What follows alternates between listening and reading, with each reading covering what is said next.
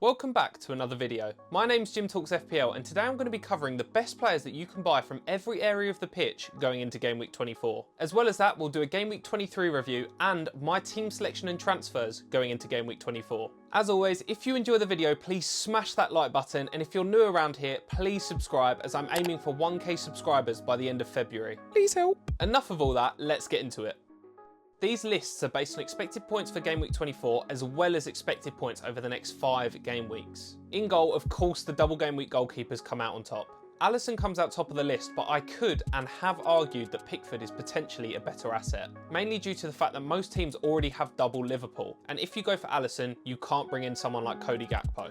If we take a look at the data over the next 5 game weeks, it's quite surprising. What it really seems to be highlighting is the fact that if you're not moving to a double game week goalkeeper, there is such a minimal game between goalkeepers like David Raya or Sanchez. So there could actually be an argument to hold on to a goalkeeper like David Raya who has marginally less predicted points over the next 5 weeks than someone like Pickford. Let's be honest, you're only bringing him in for the double game week. If it wasn't for the double game week, I'm not 100% sure too many managers would be looking to make the move from David Raya to Pickford right now. So for any of you that are considering taking a hit, the data suggests it's really not worth it just for the double game week.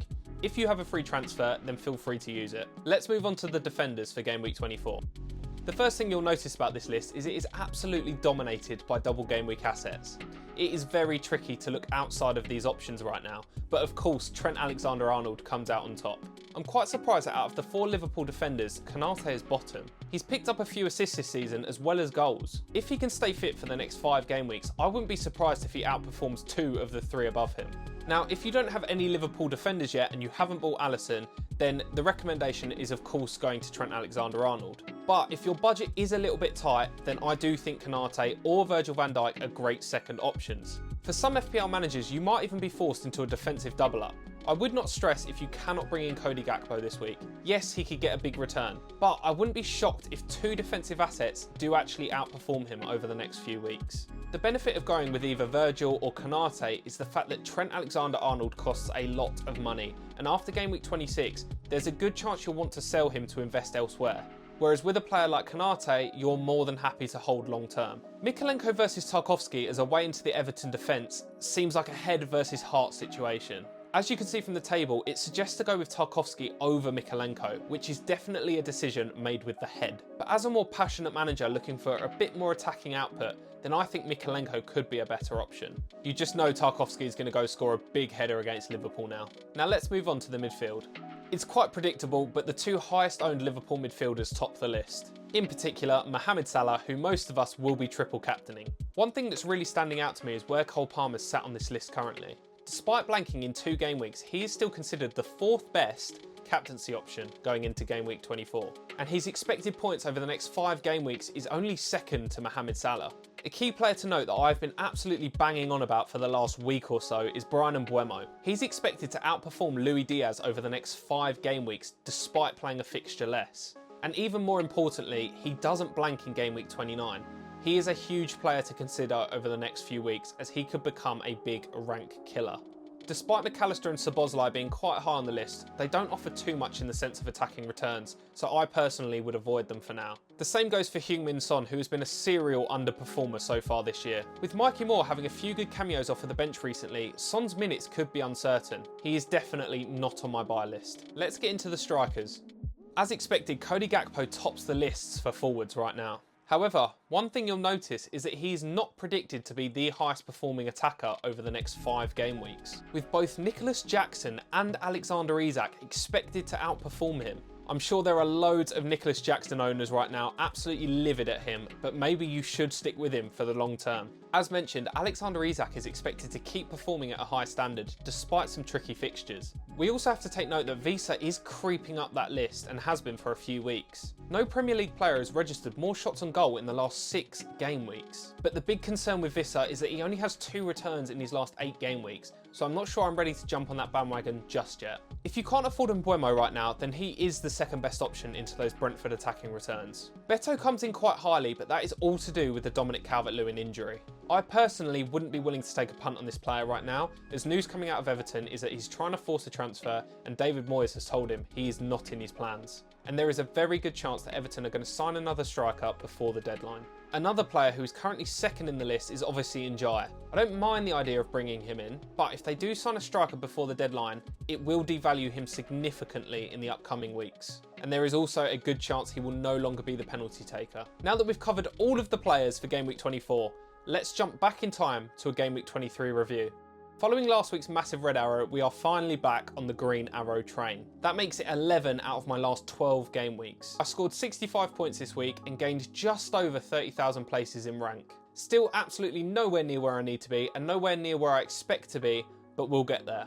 I've not made a transfer for 4 weeks and I've still managed to get 3 green arrows, so I'll take it. Raya and Gabriel both came in clutch for the first time in a while, thank God. Despite losing his clean sheet, Munoz still managed to pick up an attacking return. Isak returned again. He is just so reliable of an asset right now, it makes it very hard to consider moving off him in a few weeks. Eze finally blanked after about 5 or 6 returns on the bounce. But for me, he's still a no-sell player, especially with the upcoming fixtures. Palmer and Rodgers continue to be very frustrating assets. Rodgers might have to be on the chopping block over the next few weeks, especially with some cheap £5 million midfielders really coming into form. Raul Jimenez and João Pedro are so washed. They are must-sells as soon as possible. Greaves sat in the last place on my bench, of course comes on to wipe out my Trent Alexander-Arnold clean sheet. But the effective ownership is so high on Trent that it didn't make that much of a difference to my rank. Gordon getting another return on his last performance for the club is a nice send-off. Let's move on to my transfer plans for Game Week 24. So quick reminder, I have 4 free transfers and 0.7 million in the bank. So we're going to go through my team and it's going to have 3 of my 4 transfers made. Just to be clear, I will have to make the 4th transfer just to fund the other 3. I'm just not sure who I'm going to transfer, so I'm going to need some help from you lot in the comments. In goal, I'm going from David Raya to Jordan Pickford. Finally, I'm moving off of that Arsenal double defence, conveniently the week after they both returned. Deary me. Fabianski stays cemented on the bench. As always, a back 3 is the way forward.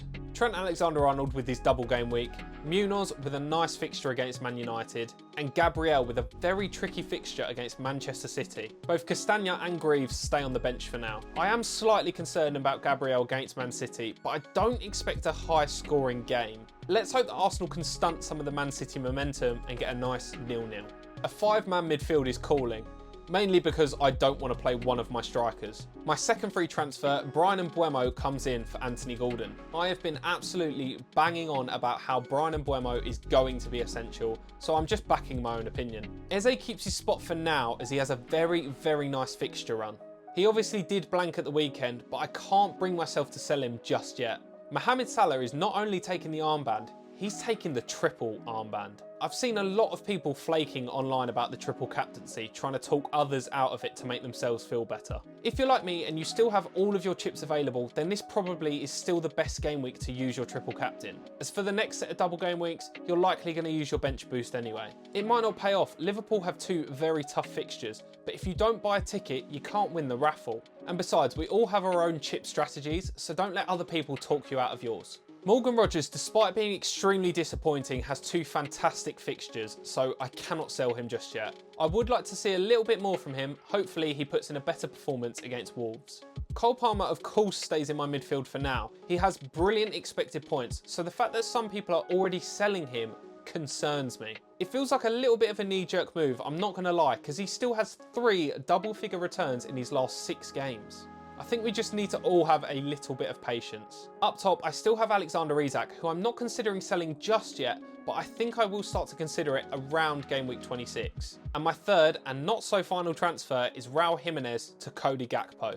I've considered a lot of teams without Cody Gakpo. Trust me, a lot of teams. My concern with not owning him is with my current rank, if he does perform well in any of the next 3 fixtures, it is going to kill me, as I don't have the other attacking players in place to counteract him, for example Mateta. João Pedro can stay on the bench where he belongs. Now, as mentioned at the start of this team selection, and for you math nerds sat there working out the value of these players, I can't afford it. So, in my head, there's only 2 other transfers that I can make. Either I downgrade Eberechi Eze, or I downgrade Gabriel. So for potential Gabriel replacements, I am considering Mikalenko, but I really don't want a double Everton defence, because if Leicester go and score a goal, then that is an absolute calamity of a decision.